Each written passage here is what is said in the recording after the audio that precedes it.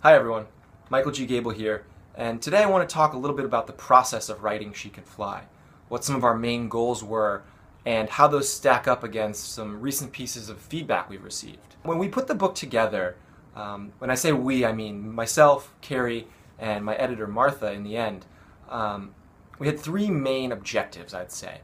One was to write a story that educates about the mindset of abuse, from the abuser and the abusee's perspective, to shed a little light on something that not a lot of people experience and not a lot of people know a lot about.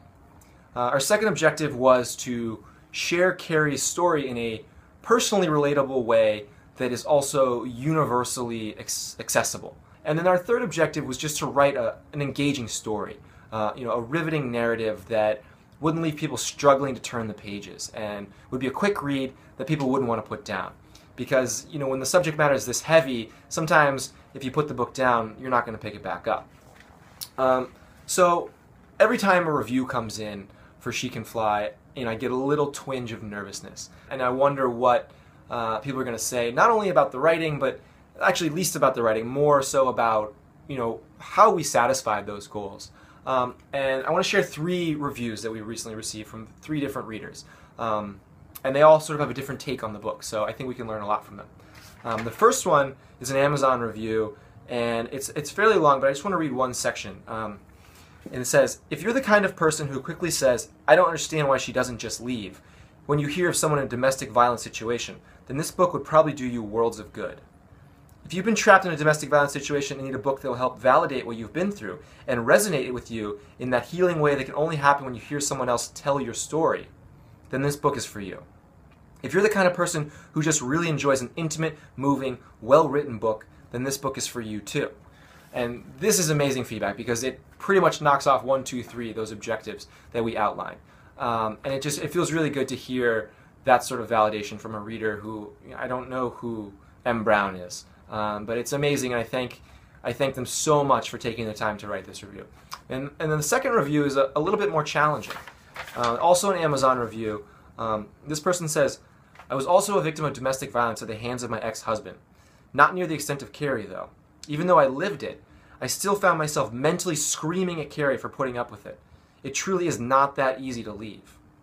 A review like this is a little bit discouraging because it's almost like, well, if someone who's been through it, who knows how it works, still has trouble with that mindset, with that perspective, then how are we going to get through all the people who've never had this touch their lives?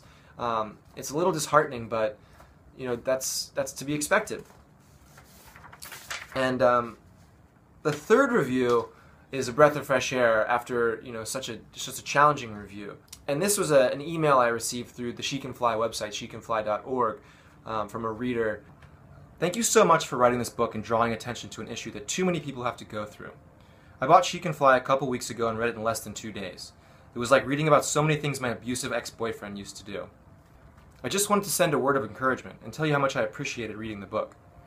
Though domestic violence is finally getting some attention on a national level, most people do not fully understand what that kind of toxic relationship is like. The book is a very detailed and accurate portrayal of what happens in an abusive relationship, and I think that this book will help others to understand what it is like. I also appreciated reading someone else's story, and I don't quite know why. I can't really put into words how or why reading Carrie's story was helpful to me, but it definitely was. I thank you for taking your time to write the book, share Carrie's story, and continue to update your blog on this website. I wish you all the best with the project, and I hope that many will be able to read your story and continue to support victims of domestic violence." And that review kind of sums it all up. It's relatable to someone who's been there, it's accessible to someone who hasn't, and it's worth sharing. And after being involved in this project for so long and living inside the story for so long, it's hard to know what comes through on the page and what doesn't for a reader.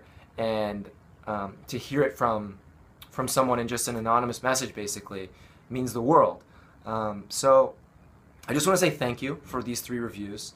And I want to say thank you to all of you. I've got some pretty big things in the works for She Can Fly that I think are going to be exciting. But in the meantime, if you've read the book and you haven't posted a review on Amazon and you happen to have an account, please do so. Honest feedback means the world to us, and it really helps get Carrie's story out there. And I just want to say thank you in general for all your support so far. I wouldn't be here without you, and I mean that.